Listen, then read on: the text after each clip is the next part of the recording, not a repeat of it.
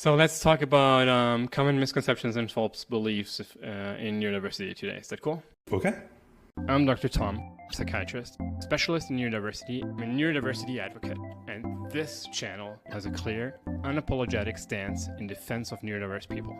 No BS, no virtue signaling, just solid, honest content grounded in science, lived experience, and real-world relevance. If you're tired of cliches and want strong, actionable ideas that challenge stigma, clarify concepts, and empower neurodivergent individuals and allies alike, you are in the right place. There's lots of stereotypical representation of what neurodiverse people are supposed to be and what they're supposed to look like, and there's also much mediatic representation that's mostly misleading, I guess. So I feel like we should talk a bit about all the different kinds of neurodiversity, but neurodiversity overall as well. So Okay. I feel we could start with one that's probably the conclusion of all of this, and go back to it at the end. But just to kick it off by saying that neurodiverse people don't have to be typically neurodiverse. It's pretty obvious that if you already have a different than typical brain wiring, that you don't have to have a typical presentation of that brain wiring. So there's many combinations and many variations inside of the spectrum of what a neurodiverse person can look like, and you might get many variations of that, and it's really important for the neurodiverse person, but also for society to understand that you do have a right to auto affirm yourself and auto understand yourself and be self-compassionate about who you are as well, even though you might not look like Sheldon Cooper or the Rain Man. Sure. Yeah, I get that. One of the things that you said it, and just like kind of pointing out is, you talk about being neurodiverse, being, it's not the neurotypical. Well, if neurotypical is this thin guide, anything outside of that is neurodiverse. So you may be just slightly, you might be a lot more. So comparing yourself to other neurodiverse people is dangerous, is a strong word, but it's not the right way to go about it, because they might be far right field and you might be slightly left. You never know. I feel like dangerous is the exact size of the word we should use, because let's just put it this way. If you're neurotypical and you're comparing yourself to other neurotypicals, it wouldn't really matter to you whether or not you're better at one specific skill, or you're more interested at one category of daily life, or if you have a slightly different multimodal learning style. It wouldn't really matter. It's still consider yourself neurotypical, right? So why wouldn't that be true for neurodiverse people? And I feel like it is dangerous dangerous is the exact word we should be using, because there is going to be pressure from society, from your peers, from parents and teachers, but also from yourself to kind of fit the stereotype of that specific neurodiversity you're looking for. And if you're feeling that pressure, there's a high chance that you're not gonna understand yourself as being neurodiverse, and that's when part of the lost generation of autism and ADHD comes into play as well, because we have a really hard time understanding ourselves as neurodiverse just because we don't fit the perfect description, or just because we don't look like exactly that person, or because we're comparing ourselves to that one shining beacon in our classroom that's obviously the autist, and he gets to now decide who is autistic and who is not because he's the one, or the peer that's the ADHD dealer that does use Vyvanse publicly and show everybody and kinds of feels pride about that. That's also one person we don't want to make the one who judges our neurodiversity, because ours might look different, and that's totally fine. Sure. You have a lot of not just pop culture. You mentioned like Big Bang Theory with Sheldon, and there's a lot of pop culture references with TV shows, movies that oftentimes, let's say, glamorizes a little bit. Even if it's a documentary style film about someone neurodiverse, they still have to cater to an audience, so they still glamorize a little bit the situation. Now, you also have the problem that those characters are being written and being developed by maybe people that aren't actually neurodiverse, or even if they are neurodiverse, they're developing that character based on their own experience and not all the possibilities. You know, you create a character that fits the story, fits what's happening, but let's say they're ADHD, they could be a good representation of ADHD, but they're a representation of a very specific ADHD. They're not representation or representative of the broad spectrum. And comparing yourself to pop culture figures and people like that is really, it's not going to give you all the information you need. You see a lot of quizzes and things online that are like, you know, take this quiz, you might be ADHD, you might be autistic, if kind of things. And it's like, well, they're all written by one person who, that's their idea of what being autistic is. So if you match with the quiz, you don't necessarily match with being autistic, you match with that person's perception of autism. And that person doesn't have probably any training or any license to practice therapy or medicine through BuzzFeed.com. Sure, yeah. As they shouldn't. Right. But you know, like, when, just to talk a bit about the role models and the stereotypical, the Sheldon Coopers and the atypicals and stuff, you know, it's not just that you're comparing yourself to, but you also kind of want to live up to those role models. So let's say you feel like, yeah, okay, I am autistic for real, but how come I don't have a special interest in trains? Why shouldn't I? Like, the train thing is so fucking over the top stereotypical that people might think you need to have a special interest in trains. Yes. If not, you cannot be autistic just because. Yes. Or how come you don't know the 5 species of penguins that are in Antarctica? Right. Yeah. Your hyper focus or your hyper fixation, like, you have to know all the information about something you like. Yeah. The train thing is pretty funny though, because that is, you know, in my journey, you know, the train thing was something very stereotypical that I knew about even before knowing I was neurodiverse. I really love that you're referring to this as your journey. Yes, it was. So the train thing was something that even in the back of my mind, I was like, are trains cool? Like, I almost was trying to convince myself if I like trains, because it was like the idea of like, oh yeah, like every autistic representation you see on TV is like, trains are awesome. You should know all the different kinds of engines and things. And I was like, okay, I'm neurodiverse. Am I that neurodiverse? Do I like trains? Do I like this?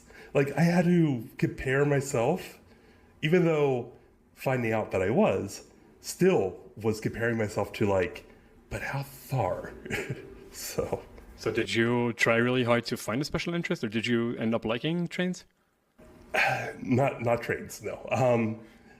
The choo-choo, motherfucker. The special interests, I always feel like I've had some special interests, especially looking at like animations, art, things like that. I've always had a little bit of special interest. Politics? Yes, but politics is very much more black and white. Sure. Like, my interest in politics is what's right and what's wrong, and I hate a lot of hypocrisy and things in politics. But when it came to like learning and wanting to really be informed about special interest, I would say art history was the big one. which I don't know. I've never heard of that being the stereotype as much as like trains, but maybe history is one of those. Maybe Maryland and Savannah are cities that have much more access to art than they have to trains as well, right? So I'm not sure if... That's true. The U.S., I mean, you have trains, but they're more cargo. Right. Did you ever ride a passenger train in the States? I haven't. A metro, metro subway, but not like a nice train that you sit back and, travel through luxury California, right, coastline, whatever. Yeah. But you were talking about the access to art. Yeah, I mean, Savannah, I went to Savannah because of art. That's where I went to school. But even in Maryland, the culture there actually was a little bit more artistic, but in a underground kind of artistic. Artistic, not autistic. Right. Okay, artistic, sorry. Yes. I do that sometimes too. I'm pretty sure I'm the one who misheard that. No, artistically, both were very big influences in art culture for me. So that's why it became a special interest. So going back a bit to the train, like even the really small child representation of autism is usually some kids playing and stacking trains. So you don't really have to need the adult train knowledge, lexical. Even as a child, they always go to the train. It's like a magical representation of if there's a train in a picture, someone's autistic. Thinking about like childhood habits and things that I would play with as a kid, I wouldn't say trains. I don't think I ever had trains. But one thing that really, I guess, would be different with me is like, I wouldn't say liking Legos is different. I think most kids like Legos. I was very much, though, that like, even if I built my own creation out of Legos, which I would often do, it still had to be matching colors, matching theme. Like sometimes you could see kids just like, oh, just throw all the colors together, build whatever, and it's all like a mess of blocks to make whatever they want. No, like me, I'd be like, okay, this block came from the Harry Potter Lego set that I had, so it must go with these blocks because it's the same color. Well. Yeah, everything had to be more organized, even with Legos, which is by nature more chaotic. Sure. So if anything from my childhood kind of stands out that might have been a sign, I would say that would have been. So would you say that it's fair to say that using the stereotypes is dangerous? You still feel like that's an overkill?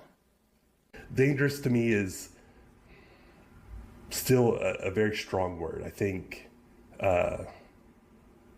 unreliable is a better word, in my opinion, because the stereotypes could help you, at least in a way, start.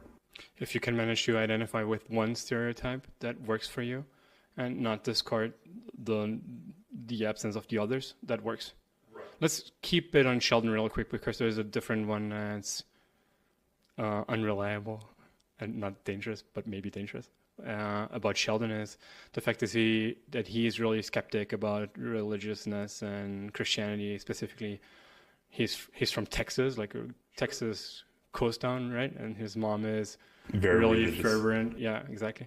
And that might also be something that might catch people off guard. Like, what if you are religious but you're still autistic or neurodiverse for that? You don't really have to be skeptical about religion to be neurodiverse. That's pretty obvious when you put it like that. But right. If you're saying, okay, maybe I'm gifted, as Sheldon obviously is, doesn't that mean that I should not believe there is a bigger force? I think you and I look at the religion part of him almost a little different from different viewpoints. You're looking at him not being religious as a part of his neurodiversity. And maybe that is something that occurs. I don't know. I never thought of that as being part of it. I thought, It's not, but okay. it's a stereotypical representation. Okay. See, for me, I always thought Sheldon was not religious because of his affinity towards science. Not, and so to me, anyone that likes science might not be religious, or you still could be if you like it. Religion is, if you believe or follow religion, to me is so disconnected from like who you are biologically. Sure, you're saying it's just social impact. Yes. So neurotypical, neurodiverse, to me, the religion would not be a factor. I think I would worry about in trying to understand neurodiversity. So let's keep it a bit on the gifted side of neurodiversity. There's many people that feel really strongly about religion and being spiritual and being connected with some higher power. And that might be their specific giftedness. And they might be great preachers or priests or whatever religious people within their specific society. But they might not realize they're gifted, and they might not realize they're neurodiverse because of that, because they feel like the stereotype, the Asperger's, whatever, the Sheldon Coopers, they are supposed to, because of the high ability, not to enjoy religion. That's obviously false. Oh, I see. It's interesting. I could see where that idea would come from, because if you do look at a lot of saying more educated is wrong, more intellectual, maybe, people that typically they aren't, not even just not religious, they aren't as openly religious.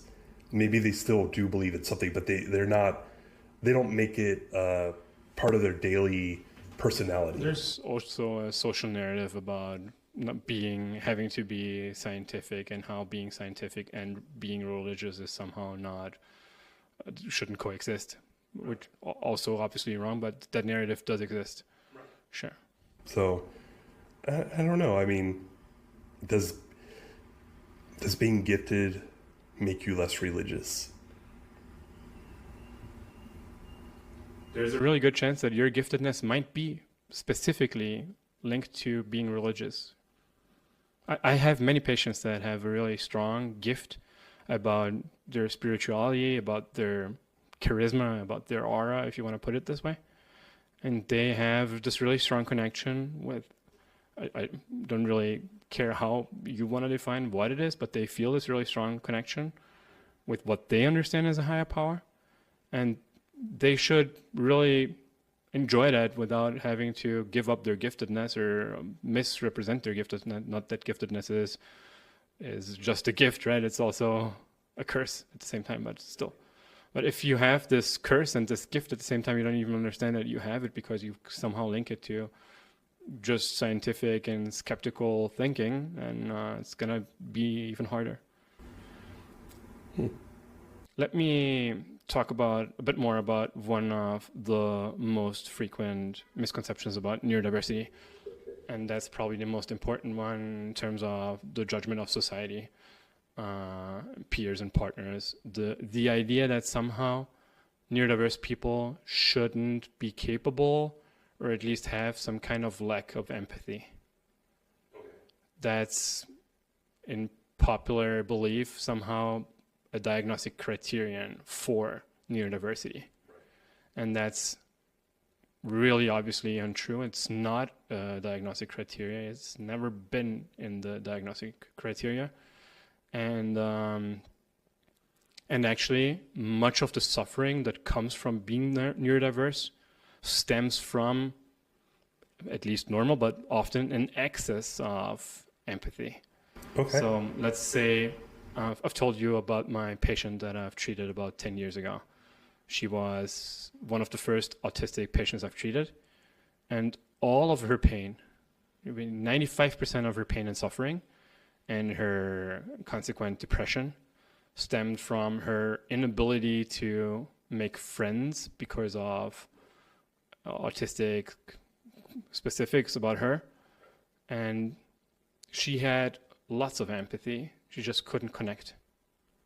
But once I presented her case at a scientific meeting with my peers, people told me that she couldn't be autistic because she really wanted to make friends.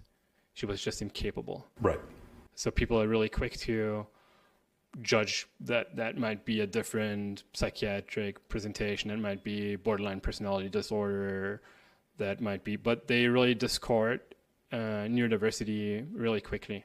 And it's probably a good moment to say that if you wanna diagnose personality disorder, the DSM asks you to discard neurodevelopmental issues first.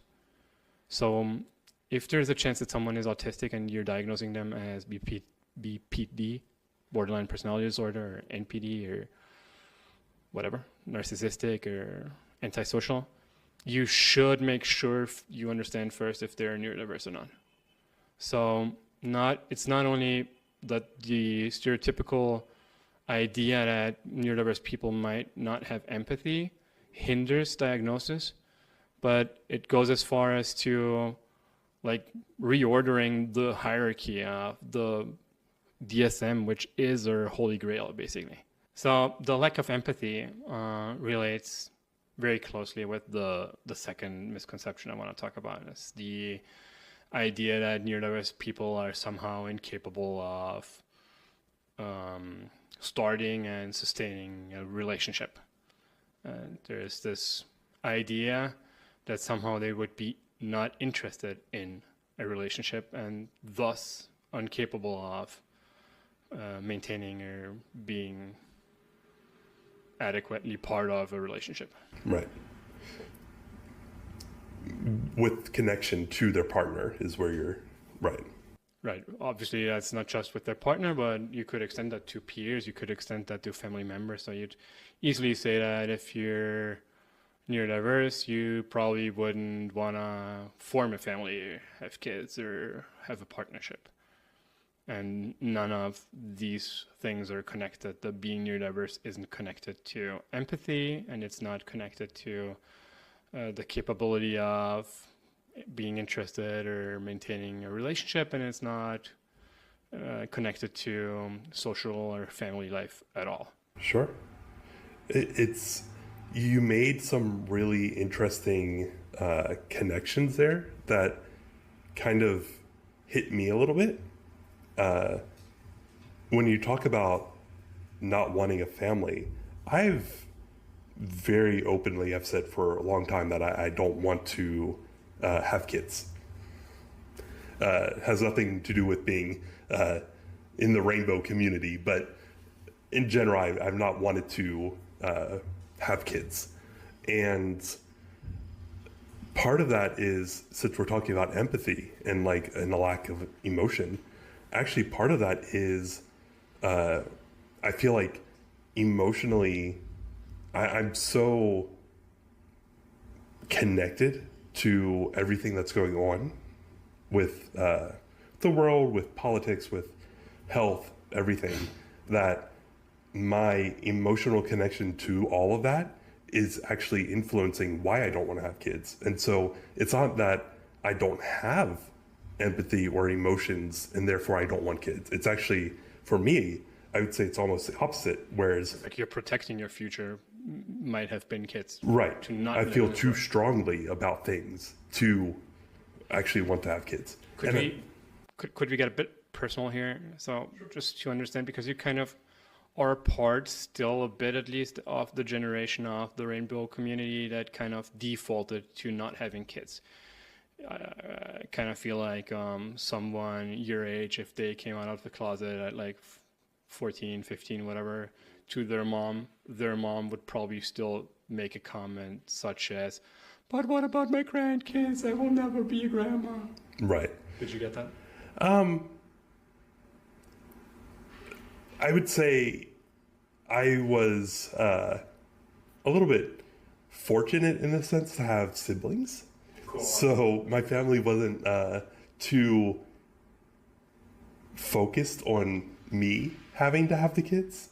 If you're the first one to come out, that's the best. Right. Maybe I pushed that responsibility further down the line. Well, right. I don't know. It was always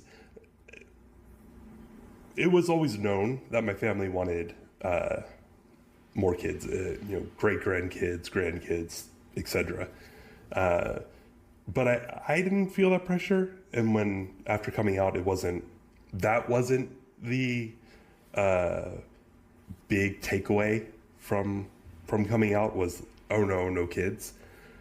I think even before I came out, they knew that I wasn't interested in kids, which is strange because I've actually really enjoyed working with kids.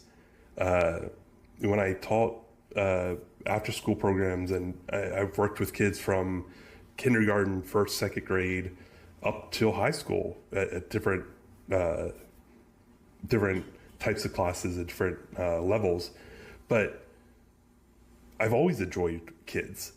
I just always thought, for me, the world is too emotionally and too hectic for me to actually bring my own.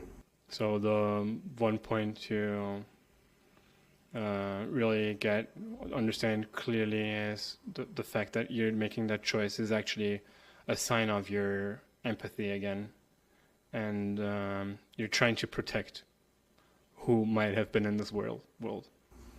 I don't think the world, to me, is in a place for me to bring kids into it. I'm pretty sure that you are within the last generation of ADHD and ASD and neurodiversity overall. And I strongly believe that in your specific case, in terms of the judgment of society and peers and family about your ability of being capable of sustaining relationships and friendships and whatnot, that actually helped. Because nobody kind of imposed onto you their perception of you having to be incapable of creating lasting relationships. Yeah, and one positive thing that I would say came from being diagnosed later was that I had to push through a lot of stuff that I thought I was on my own with, where I thought were struggles that everyone had to deal with. So I had to overcome some things that if I had been diagnosed younger, I probably wouldn't have had to persevere through them, good or bad. That's the thing. Like, while some of it might be good because it might have taught me skills, for example,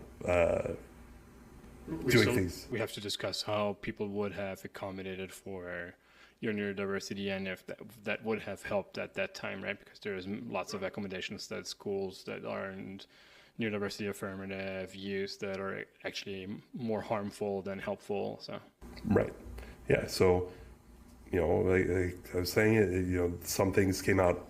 I probably gained something from it, but probably also got hurt in other areas that had maybe lasting effects.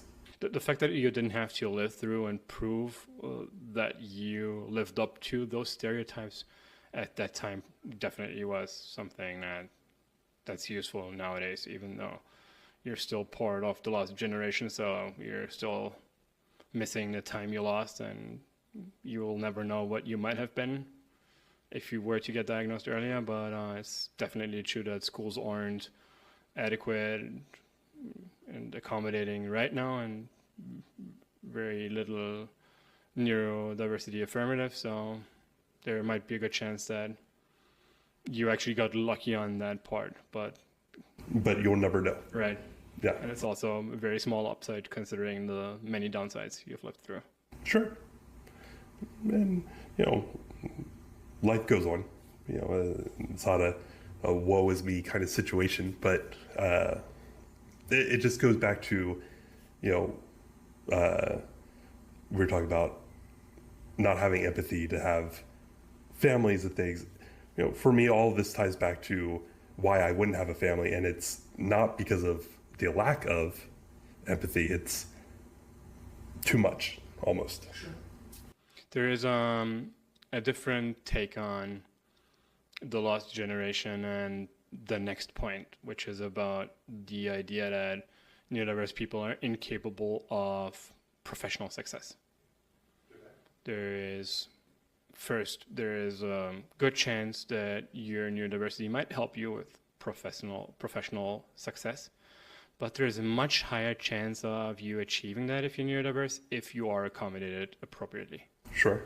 And many of the neurodiverse community rather not have accommodations because of the inadequacy of those accommodations, but it's going to be much harder to have professional success when being neurodiverse and not having accommodations. Yeah. So that's probably one of the downsides you had for being a lost generation. Yeah.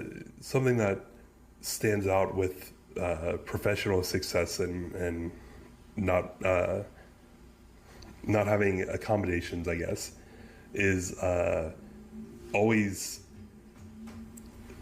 with any new job, especially, there's the burnout, the 3-month, 4-month, 5-month burnout. I can get into a new job, have zero experience, learn the entire job, excel, meet expectations within a week or two, faster than most people probably do, because I push myself harder. But I push myself harder to the point that I burn out much quicker, and then by that 4 or 5 month period, I'm like, oh my god, I'm already exhausted. People talk a lot about autistic burnout, but this also obviously applies to other neurodiversities. So talking about neurodivergent burnout sounds pretty obvious. If we consider RSD, rejection sensitive dysphoria, that we will discuss further on, and the way people try to cope with RSD through perfectionism to not disappoint anyone and to be at their best all the time, it's pretty obvious how within a few weeks or days you can end up burning out. Yeah. And talk about impressing. It was always, that was it. It's like someone can hire me for a job, but if I have a hard time putting restrictions on myself. So if you hire me for job A, but I can do job A easily, but then I see job B and C are lacking, I pick up the slack, even though I'm not being asked to, usually, or required or anything like that. I just want to impress and want to have that perfection that, yeah, I'll do job A. I'll do it really, really great. But I'll also, improve B for you just because I want to up my game a little bit. And that does wear you out. Well, the incapability of professional success is definitely a myth and a misconception of neurodiversity. It obviously makes it much easier to have professional success if you can self-advocate, if you can negotiate deadlines, if you can define the scope of the work you're doing, if you can learn how to coffee badge or quiet quit or deal with other restrictions and bosses adequately. So it definitely helps to know and to understand your limitations and to use your accommodations in terms of professional success. Yep. So while definitely possible and likely, not less likely than any other human being, accommodations help a lot here. Sure. And you mentioned especially in knowing your limit. That's knowing what you can do without doing too much. And even accommodations, and this is kind of what I was touching on, accommodations don't even have to be restrictions they don't even have to be aids. They could also be restrictions. They could be your boss saying, hey, you did your job. Don't worry about B. Just stay on A. And like the confirmation that what you're doing with A is enough. You don't need to impress and do more. That's also helpful, because when you think about accommodations, it always sounds, at least because it's such a positive word, it always sounds like it's a tool, it's a benefit. But sometimes it doesn't even need to be that. It just needs to be better guidelines. If you give me more strict guidelines, I'm more likely to stay within those. Maybe I'll add some variation because, maybe I'll get bored and want to do a little bit extra or something. But I'm more likely to stay focused and do the tasks that I'm hired for and do it longer time period. This goes back to good leadership, right? This, if you are a boss that cares about your workers, about your delegates, whatever, and you want them to be there for your long time, you have to make sure they don't overdo that and they don't burn themselves out. And so this also is very much true for assertiveness in relationships, right? If you are if you do care about your partner and you want this relationship to work out, you better make sure that both sides are reasonably accommodated within the relationship. Yeah. If not, there is just no way you're going to be capable of sustaining the relationship. Sure. And that goes back to, again, there's tools and positive things and also restrictions for relationships. Like it's, I guess for me personally, accommodations are, let me know my area. Don't just say, oh, your job is to be project manager. That's one of the jobs I had. Okay, what's project manager? Well, when I got there, I saw that there was no training manager. There was other departments that companies might usually have, but they didn't have, or they weren't where I thought they should have been. So I went from project manager to training coordinator to interviewer to, like, I took on so many extra caps because the guideline was, oh, you're project manager, but they didn't say what that meant, and they didn't enforce what they meant. Because a lot of companies, I think, enjoy, and we talk about relationships too, but companies especially enjoy when they hire someone who does beyond what they're hired to do. That's great, but you're going to cause a burnout, and some people need the company to be like, no, calm down. 100%. That's the curse of the good employee, right? If you do a good job and if you show proactivity, you're going to get more work. Yeah. It's like the system is designed to burn you out. Yeah. So sure, you have to be really conscientious about being a good leader and making sure that your employees don't burn themselves out. But if you do know about your neurodiversity and about the accommodations you need, you can also self-advocate and make sure you don't overdo it. Sure. Ideally, if you have a counselor while doing this is probably the safest way of holding yourself accountable and making sure that the relationship is going to be good for either side, right?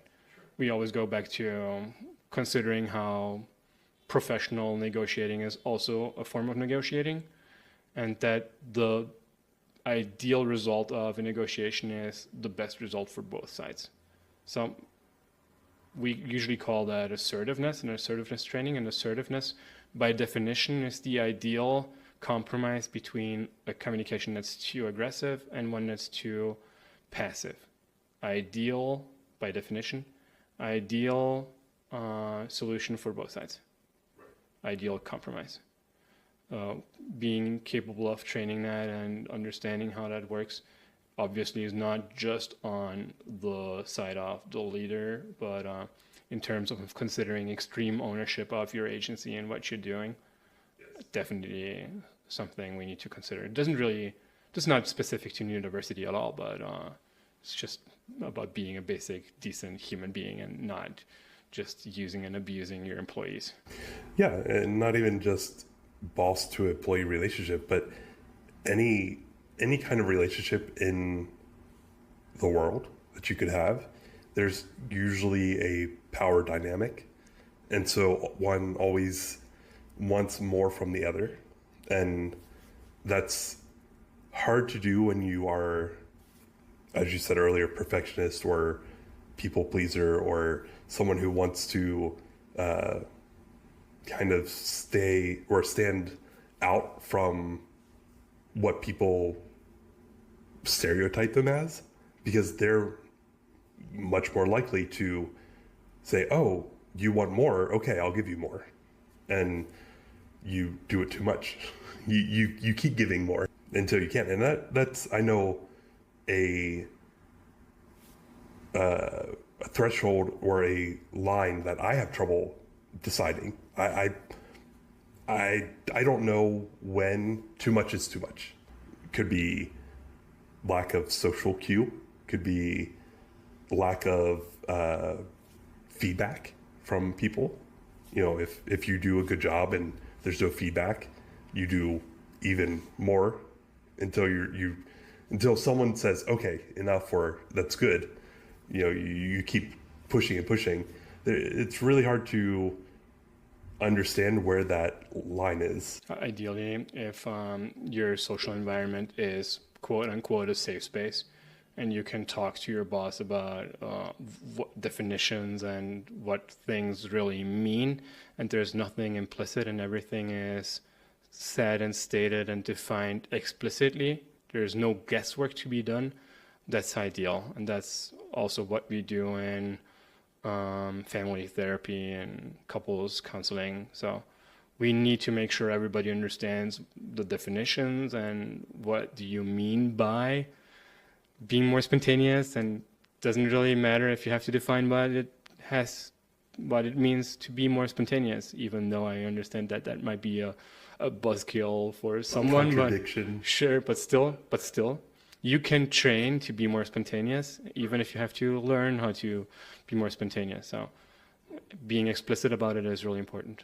Yeah, like you said, take out the guesswork, which I think is very helpful for again, me, but I would say a neurodiverse accommodation. And definitely good for everyone in the population.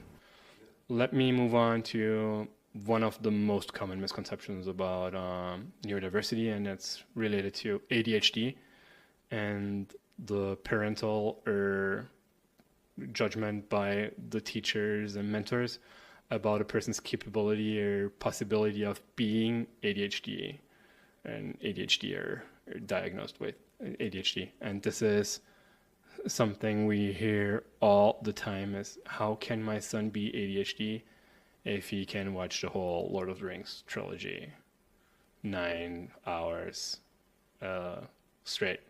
How can he be ADHD if he can play FIFA on his PlayStation 3 hours straight?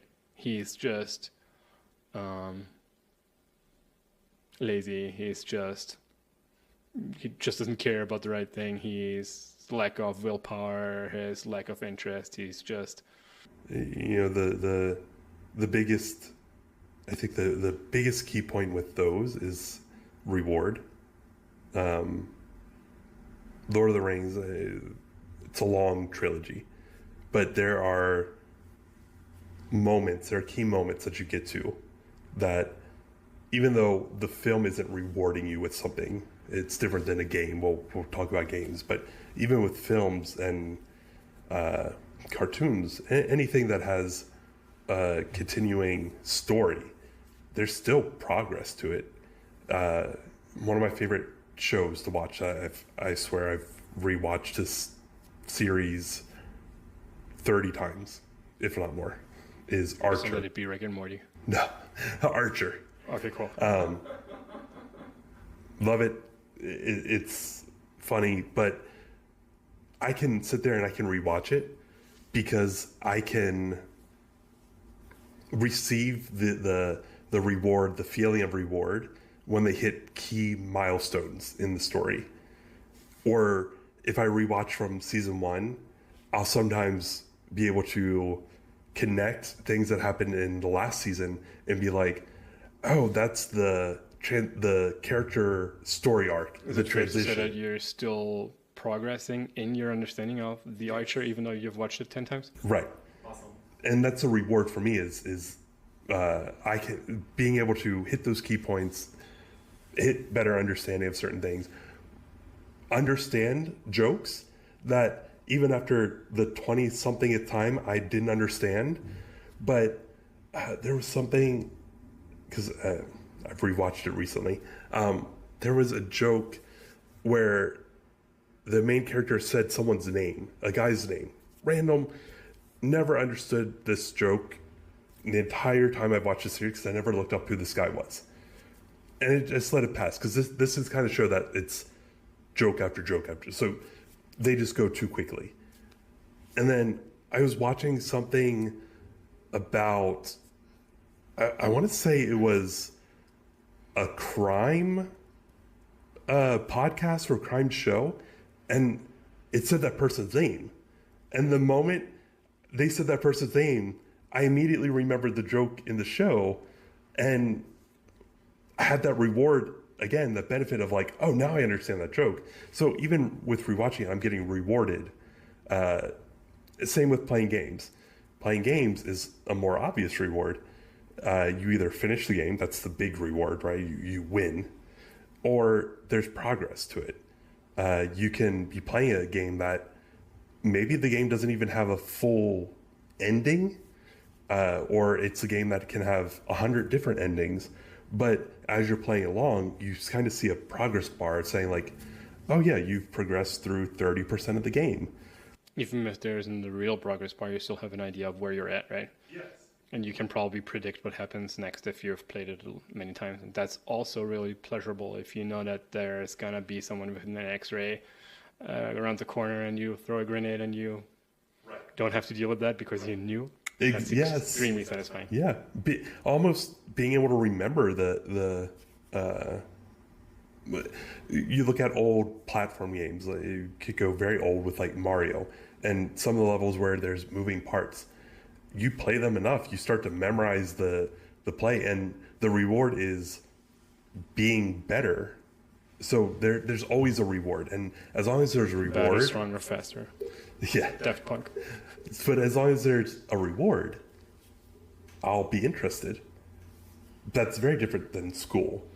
That obviously relates to the idea that if you're capable of managing something because there is an internal or external obvious award, it might not be an obvious award or reward, but parents or teachers don't see that. And when we connect that to school and how school works, and maybe calculus is my least favorite, maybe history is my favorite, and obviously depending on how I modulate and how I feel about that reward, I'm gonna be capable of doing one thing and not the other, and that doesn't mean anything about my ADHD or not ADHD. Let me just go one level deeper still on this ADHD and reward thing. We often create these narratives and storytelling about who we are and what we like, and those stories and those narratives might be based off social input, like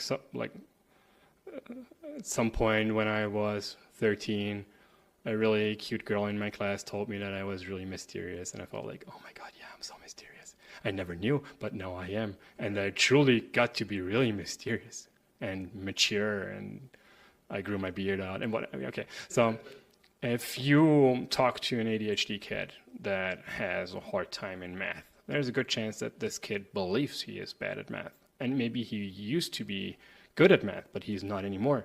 If you talk to him about his skills in FIFA or Nintendo, Zelda, whatever, there's a good chance this kid's gonna tell you that he's great at playing video games, and then he might be a streamer, and then he already might have a Twitch account, and maybe he is already live streaming, and maybe his friends tell him he is great, and maybe he is better than his peers. So there's implicit rewards that aren't even obvious at the surface, and the kid might not even, or we as adults as well, obviously, we might not even be aware of those rewards because they're so implicit and they're so deep down. But if we can manage to understand a bit better what happens, we can understand that better and make better choices and understand better if we are truly ADHD or not.